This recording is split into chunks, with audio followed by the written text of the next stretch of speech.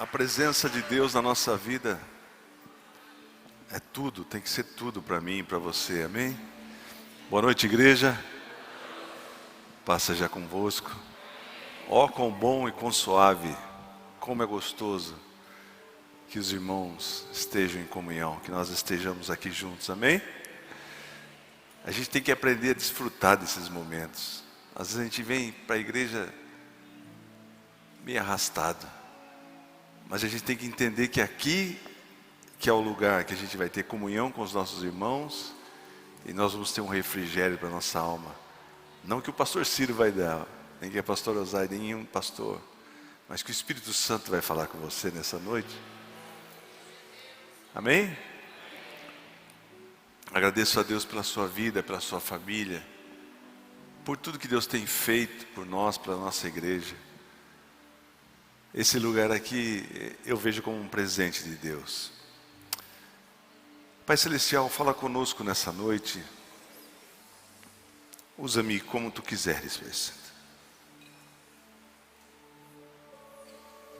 Eu sou tão pequeno e posso oferecer tanta pouca coisa, mas o Senhor é especialista em multiplicar as coisas pequenas, em fazer reverberar, em fazer aumentar muitas vezes mais. Usa-me como um canal de bênção nessa noite, Jesus. Que nós possamos ser revestidos nessa noite da Tua graça, do Teu poder, da Tua unção. Em nome de Jesus, amém.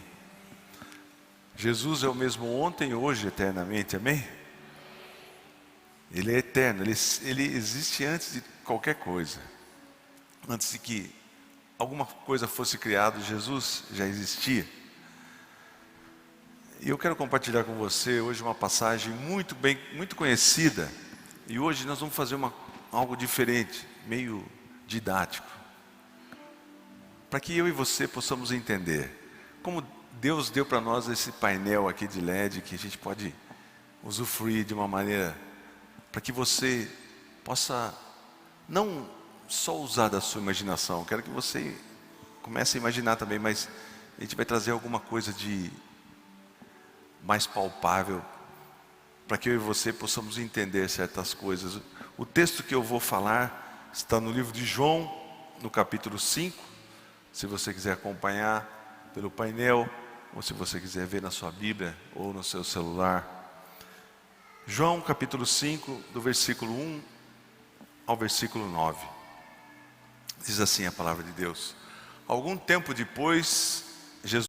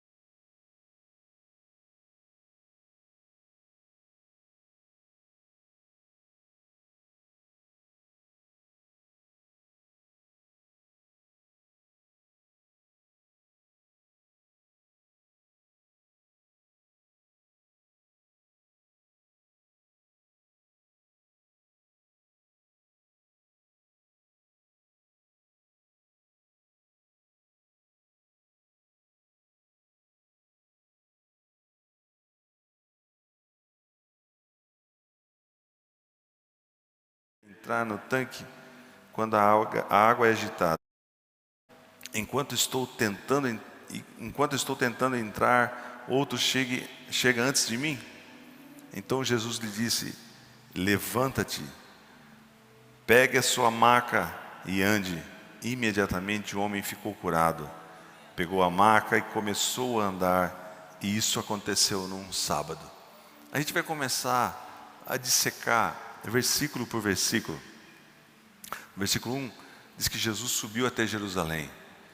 Jesus era um judeu e ele ia nas festas, hein? Jesus não morava em Jerusalém, mas ele foi até Jerusalém para uma festa com os judeus. Em Jerusalém, perto da porta das ovelhas. Eu quero falar sobre portas. Tem muita gente que não sabe como que é Jerusalém. Imagina, a Jerusalém da época de Jesus, as muralhas são bem próximas das muralhas que existem hoje. Se você tem uma foto aqui, essa foto é você estando no Monte das Oliveiras, no Getsemane, e você olhando. Pode abaixar um pouquinho o fundo para mim, por favor? Se quiser, bem baixinho mesmo, que está me incomodando. Então você percebe que existe uma muralha, parece ser baixa, né? Mas se você vê, essa muralha tem mais de 20 mil metros de altura. Você pode ficar sem som, por favor, tá bom? Obrigado, Ricardo. Então você vê que aqui, nesse canto aqui, você está vendo uma porta? Uma porta fechada. Pastor, o que é essa porta fechada? Na época de Jesus, tinham 12 portas nessa muralha. Uma das portas era essa porta aqui, chamada de porta dourada. Mas pastor, antes o senhor fala de porta, o que é esse negócio redondo aí? Parece que é de ouro. Essa aqui é a mesquita de Al-Aqsa, ou mesquita de Omar, ou mesquita do Domo da Rocha. Essa mesquita tem mais de 1.300 anos. O que tem lá dentro, pastor Ciro? Essa cidade está em cima do Monte Moriá.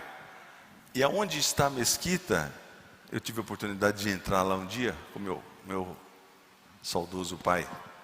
Existe a pedra onde Abraão foi oferecer Isaac, justamente dentro dessa mesquita. E pastor, mas por que essa porta está fechada? E aqui, o que é esses negócios aqui? Aqui é um cemitério, aqui são túmulos. Então, na época de Jesus, não existia esse cemitério. Na época de Jesus, essa porta era aberta, essa porta dourada. Como é que fala? O batente da porta, dessas portas, vamos dizer assim, era feito de latão reluzente. E eles lustravam bastante. Enquanto o sol batia nessa porta, ela brilhava, por isso que é conhecido como porta dourada. É essa porta que dá diretamente acesso ao templo na época de Jesus. E por que está fechada, pastor Ciro? Porque quando os muçulmanos conquistaram essa cidade, eles perguntaram para os judeus, e essa porta, o que é para vocês? Essa porta é muito importante para nós. Essa era a porta principal de Jerusalém. Nessa porta vai entrar o nosso Messias, o nosso santo Messias. Ah, é? Vai entrar o Messias de vocês? Então nós vamos fechar essa porta aí. E eles fecharam essa porta com tijolos, você pode ver que está lacrada. E por que fizeram um cemitério ali, pastor Ciro? Porque esse cemitério, eles pensaram assim, como é um santo, ele não vai entrar num lugar que é impuro, não vai tocar em morto. Mas o nosso Jesus vai passar por essa porta como Messias, como nosso Salvador, e ele vai ressuscitar os mortos, aqueles que vão subir com ele, amém? Você crê nisso? E assim o povo de Deus está esperando, o povo judeu está esperando o Messias, que eles não entenderam o que é Jesus. Mas Jesus é o Messias, e vai chegar um momento que eles vão entender. Tem umas imagens, só para você entender o que é a porta. Porque, né? Esse aqui, olha, aqui eu estava um pouquinho forte. Lá está. Você está vendo? Consegue ver a porta lá em cima, irmãos? Então essa é a porta dourada. Eu queria mostrar para vocês uma outra porta que é a porta do leão. Só para você ter uma ideia de como são as portas das muralhas de Jerusalém. Essa é a porta do leão, dos leões. Nessa porta, Estevão foi apedrejado. Ele foi morto nessa porta aqui. E essa é uma das portas que acesso. Tem um vídeo, mostra o vídeo também, Mateus, por favor. Só para você ver quando a gente passou por essa porta. Então a gente tem acesso. Essa porta já dá acesso à Via Dolorosa. O que é a Via Dolorosa, pastor Ciro? É onde Jesus passou com a cruz, carregando a cruz, a minha cruz e a sua cruz, os nossos pecados. Então, só para você estar entendendo como que é a porta. Então, essas são as portas de Jerusalém. Tem também umas imagens. Essa aqui é a gente passando lá, começando a Via Dolorosa. E tem umas imagens também, tem um vídeo do cemitério que eu falei para vocês. Esse é o cemitério onde os muçulmanos enterram as pessoas. E eles fizeram um cemitério justamente pensando no fato de que um Messias não entraria na porta porque ele não iria se contaminar. Então a gente teve aí, aliás, um parênteses. Em novembro nós vamos fazer a primeira caravana para Israel da Igreja do Evangelho Quadrangular de Limeira. Se você quiser ir, são apenas 20 vagas. Se você tiver interesse de ir, você deixa o seu nome, o seu contato, o seu telefone com algum dos diáconos, certo? Então são 20, a gente vai conhecer tudo isso que você está vendo aí. Pastor, você está fazendo uma propaganda? Não, eu estou falando de alguma coisa que a gente vai fazer e já estou aproveitando que o que eu estou falando você vai entender na mensagem final. Amém? Então se você tiver interesse nós vamos em novembro deste ano, vai ser a primeira caravana. São 8 dias, 9 dias e vale muito a pena. E a gente vai direto, não vamos para nenhum país não, a gente vai direto para Tel Aviv, para Israel. Mas voltando, então, para você entender sobre as portas. Por quê? Porque João está narrando aqui, ele está explicando. Muita gente duvida da palavra de Deus. Fala, a Bíblia é um livro de histórias. Querido, a pessoa não estuda, não vê arqueologia. Existem provas vivas. Se você for para Jerusalém hoje, você vai vivenciar tudo que a palavra de Deus ensinou. A palavra de Deus é viva. Você sabia disso? Então muitas pessoas tentam refutar a palavra de Deus, dizendo, não, isso aí não... Teve uma época que alguém disse assim, olha, Babilônia nunca existiu. E os soldados de Napoleão Bonaparte, em 1890 e pouco, eu não lembro a exata data, eles encontraram um monte assim, que era meio estranho, e os beduínos, o pessoal que mora ali, um povo que vive andando com suas famílias em tendas, eles viram uma parede de tijolo. Mas de onde apareceu esse tijolo? Falaram, esse tijolo é de lá, daquele monte lá. Eles foram pesquisar, era a Babilônia. Isso é comprovado. Se você for no museu de Berlim, tem a entrada da Babilônia, suntuosa, maravilhoso. Então, você, nós vivemos pela fé. Mas se você precisar de alguma comprovação material, você pode pesquisar, que existem todas. Então, descobriram Babilônia. Falaram, mas Babilônia existiu, mas Nabucodonosor foi invenção. Até que acharam um tijolo escrito, eu, Nabucodonosor. Entendeu? Então, quem não quer crer, irmão, ele vai sempre achar uma dúvida, alguma coisa. Mas nós vivemos pela fé. Mas a nossa fé, existe algo substancial, que a gente pode compartilhar indo a esses lugares. Então a palavra de Deus, ela vai narrando para nos ensinar. Em Jerusalém, perto da porta das ovelhas, um tanque em aramaico é chamado de Betesda. Então Jesus é o Messias. Então João está dizendo que Jesus poderia ter entrado por essa porta dourada, mas ele não entrou. Ele entrou na porta das ovelhas. Você está entendendo a relação? Jesus morreu como uma ovelha muda, mas um dia ele vai entrar como Messias. Então, Jesus entrou pela porta das ovelhas. Jesus podia ter, porque todos entravam pela porta dourada e punham a mão nessa moldura da porta de bronze e abençoava a família, abençoava as pessoas. Era comum, todo mundo fazia isso. E a pessoa entrava cheia de orgulho. Estou em Jerusalém, estou entrando na porta dourada.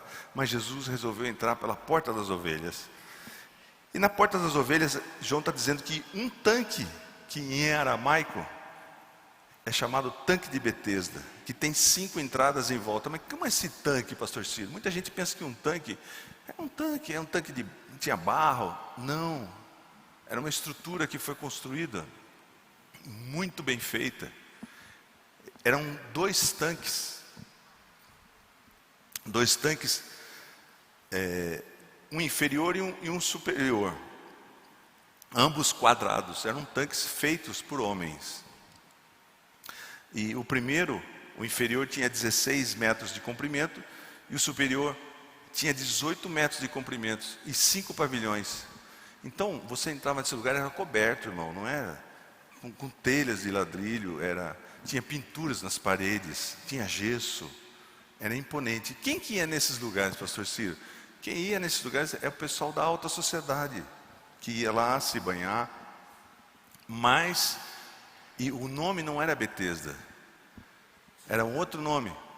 Mas conforme o tempo foi passando, a palavra de Deus está dizendo que quem que ia lá? Os coxos, os cegos, todos os doentes. Então você imagine, 5 pavilhões lotados de gente doente, aleijado de um lado, cego do outro, todo tipo de doença. Olha o que João está dizendo aqui, cegos, mancos e paralíticos, que esperavam movimentar. Você está conseguindo imaginar como é que era o tanque de Betesda? Esse era o tanque, e Jesus foi nesse lugar. Eu estive lá no tanque de Betesda, a gente vai mostrar algumas imagens. Nós tivemos uma oportunidade, só para você entender, essas são as ruínas do tanque de Betesda.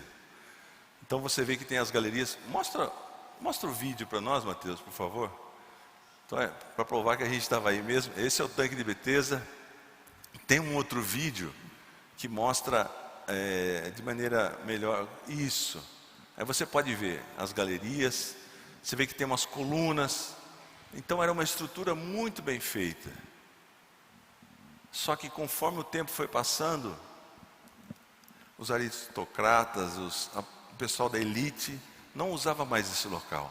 E quem usava eram os cegos, os coxos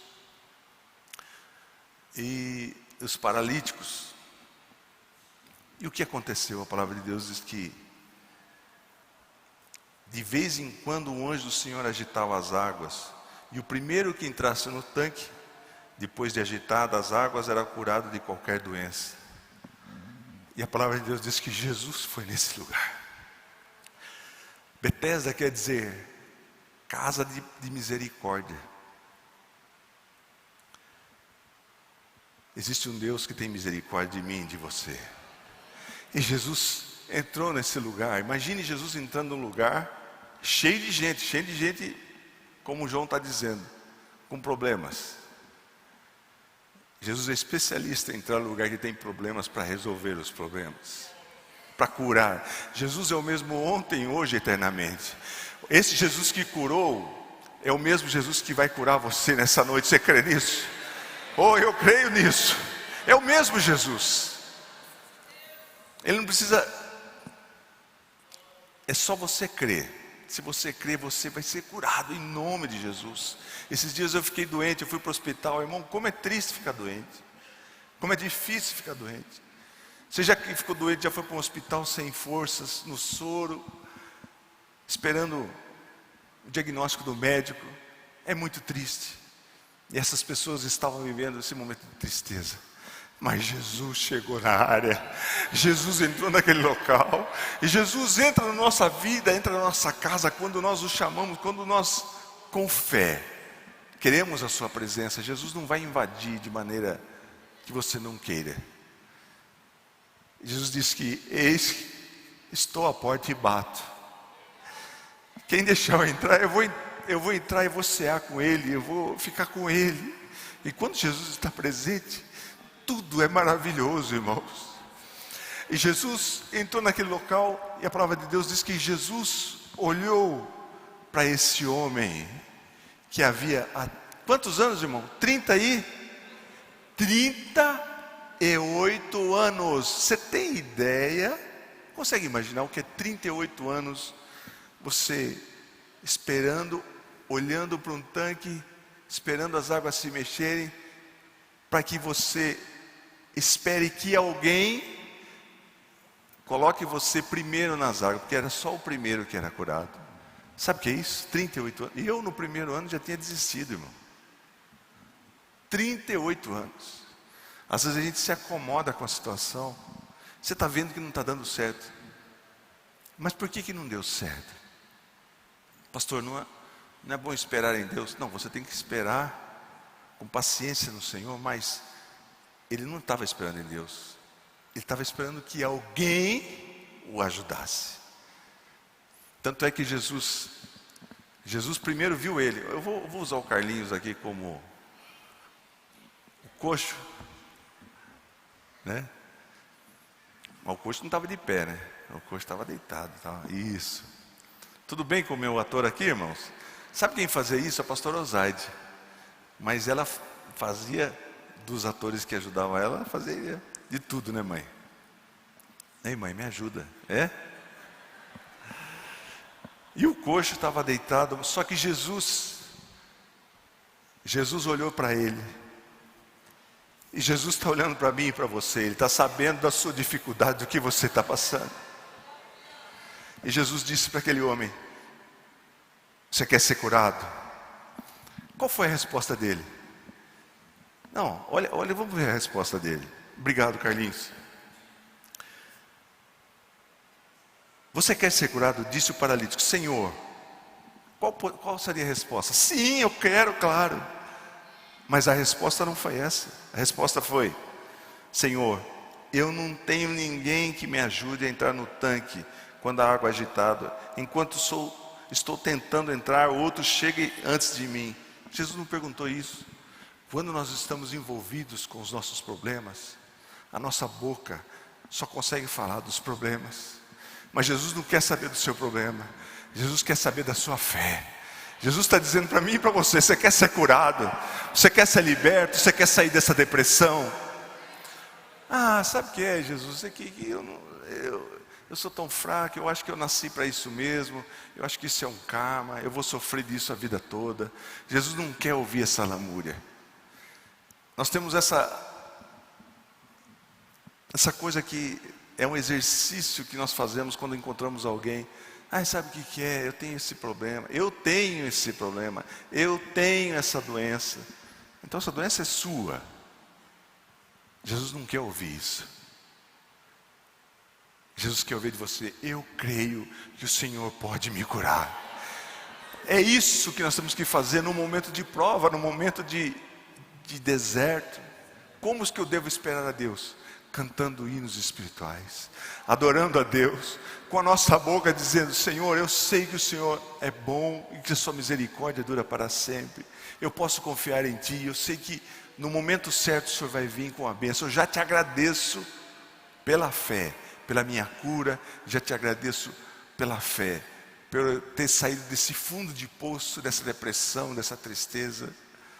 É esse tipo de atitude que nós temos que ter, amém? Então Jesus disse-lhe: levanta-te, pega a sua maca e ande. Jesus está fazendo um exercício de fé comigo e com você nessa noite. Há quanto tempo você está sofrendo com esse problema? Há quanto tempo você tem ficado olhando para a água parada, esperando que alguém te ajude? Há quanto tempo, Ciro, você está esperando que alguém te ajude? Jesus está dizendo para mim e para você nessa noite: levanta-te, Ciro, pela fé, vai buscar sua vitória, que a sua vitória já está ganha. E aquele homem teve que ter uma atitude de fé. Imagine 38 anos deitado: levanta-te. Ele podia falar: levanta-te como? Mas ele fez um esforço e já se levantou. E é um esforço que nós temos que fazer pela fé, não olhando para as circunstâncias. Se aquele homem olhasse para o que ele estava vivendo: 38 anos, estou esperando, sou aleijado há muitos anos. Nós temos que ter uma resposta de fé no momento de adversidade. Levanta-te, levante-te, sai dessa depressão, sai dessa comodidade que você tem, sai dessa coisa que você fica ruminando o problema dia e noite. É porque assim, não, você tem que dizer para você mesmo, e eu tenho que dizer para mim mesmo: assim como Deus agiu com aquele homem que estava há 38 anos, Deus pode resolver esse problema que talvez há muitos anos eu estou levando. E Deus pode ter uma resposta para você nessa noite. do que você tenha muito tempo buscado. Seja em qualquer... Você crê nisso, querido? Não é porque eu estou falando, porque Jesus é o mesmo ontem, hoje, eternamente. É o mesmo Jesus. É o mesmo Jesus que curou aquele paralítico. E aqui a palavra de Deus diz que imediatamente, no mesmo instante que nós reagimos com fé diante de Deus, imediatamente Deus responde. E imediatamente um homem foi curado, pegou a sua maca, começou a andar. Isso aconteceu num sábado. Aquele homem era muito conhecido, todos conheciam, porque todo mundo ia naquele lugar, via aquele homem, 38 anos. Ele era figurinha carimbada, mas ele pegou a cama dele e foi vitorioso para sua casa. Só que existe um detalhe. Tudo bem, curou, só que houve uma mudança de vida. Pensa em tudo que mudou na vida desse homem. Há 38 anos, alguém o alimentava. Há 38 anos, alguém o levava para lá. Há 38 anos, alguém fazia alguma coisa para ele. Quando Deus entra na nossa vida, Ele faz mudanças. Você está disposto a mudar? Aquele homem provavelmente teria que trabalhar. Ele precisa ganhar o seu sustento. Não é que saiu curado, saiu pela rua, andando, estou curado, e agora? Tem os outros dias. Ninguém ficava trabalhando por ninguém naquela época. Quando Deus fizer alguma coisa na sua vida, e na minha vida de extraordinário, prepare-se para mudanças. Deus vai mudar muita coisa. Você vai sair da comodidade, e você vai andar pelas ruas e dizer: Jesus me curou, e eu vou ser um pregador da palavra de Deus. Minha vida mudou. Eu não vou ficar mais deitado como um aleijado, perante a minha família, perante meus filhos, perante os meus parentes, perante a sociedade. Eu vou ter que levantar e gritar em alta voz: Jesus me curou, e Jesus mudou a minha vida, e eu tenho uma vida mudada agora. Não vou viver mais prostrado, não vou viver mais jogado, esperando que alguém me ajude. Eu vou viver vida de vitórias. Você crê nisso, querido? Esse é o mesmo Jesus, é o mesmo Jesus do tanque de Betesda. É o mesmo Jesus do tanque de Betesda. Às vezes as coisas não acontecem para a gente, e o tempo está passando. Passa 1 ano, 2 anos, 3 anos. Pastor, eu não tenho mais expectativa. Jesus tem um processo na nossa vida que às vezes demora um tempo, mas também eu creio que demora porque o nosso tipo de reação tem sido errado. Talvez a nossa reação seja como desse homem, esperando de pessoas, esperando o gerente do banco, esperando de algum contato que possa te ajudar, esperando de um político, esperando de uma pessoa que tem condições financeiras. E você esquece de Jesus. E eu e você, nós esquecemos de colocar Jesus em primeiro lugar. Ele que tem que ser considerado. E a gente se estriba em pessoas. Deus quer que eu e você só tenhamos expectativa nele, em mais ninguém, e mais ninguém. Essa é a fé que nós temos que ter nesse Jesus que é o mesmo. Quando eu e você estivemos doentes, minha filha torceu o pezinho, está aqui na igreja, mas foi para o hospital. É o mesmo Jesus que vai curar ela, que já curou pela fé em nome de Jesus, que me curou, fui desenganado. Tantas pessoas que... Hoje o irmão Zezé parou eu aqui na porta me contando o que o médico fez, falou para ele, falou: olha, pela sua idade, pelo seu quadro, nós vamos fazer uma operação, e olha, eu só posso dar 40% de chance. Eu imagino que uma resposta dessa alentadora, né? Só 40% de chance. E todos ficaram espantados. E o irmão Zezé está aí como diácono aí, como testemunho vivo. Ele creu que Deus estava cuidando dele. Nós temos que crer. Eu queria orar por você que está doente. Você que tem alguma dor, você que tem algum parente que está doente, você que está vivendo momentos difíceis, de dores, de idas e vindas em hospitais. Eu queria que você ficasse de pé, se você quiser. Eu quero orar por você. Se você tem algum tipo de doença, algum tipo de dor, eu quero orar em nome do mesmo Jesus que entrou no tanque de Betesda e sarou aquele homem. E nós vamos ouvir muitos testemunhos aqui. Pai Celestial, na autoridade do nome de Jesus, nós pela fé, lembramos do Jesus, que andando ali no meio de todos aqueles doentes, um dia disse para alguém: que queres que eu te faça? E o Senhor está perguntando nessa noite: que queres que te faça? É o mesmo Jesus? E você vai dizer: que eu seja curado. E Jesus vai te responder pela fé: então levanta-te em vitória e vai curado para a sua casa, em nome de Jesus. Pai Santo, nós declaramos no poder do teu nome essas pessoas curadas, Jesus. Nesse momento, pessoas desenganadas pela medicina, pessoas que já desistiram de tomar remédio, de tanto remédio tem tomado para dores, olham para o seu corpo e não veem uma saída, olham para o seu corpo e não veem um futuro. Pai Celestial, nós declaramos cura, em nome de Jesus. A tua palavra diz: em meu nome colocarão as mãos sobre os enfermos e eles serão curados. E nós declaramos cura nessa noite, em nome de Jesus. Nós queremos uma igreja de pessoas sadias, Pai Santo, que creem nesse Jesus que realizou milagres lá em Jerusalém. Nós declaramos cura em nome de Jesus, amém. Se você crê nesse Jesus que cura, que é o mesmo ontem, hoje, eternamente, dê uma salva de palmas para Ele, porque Ele é digno de ser louvado, amém?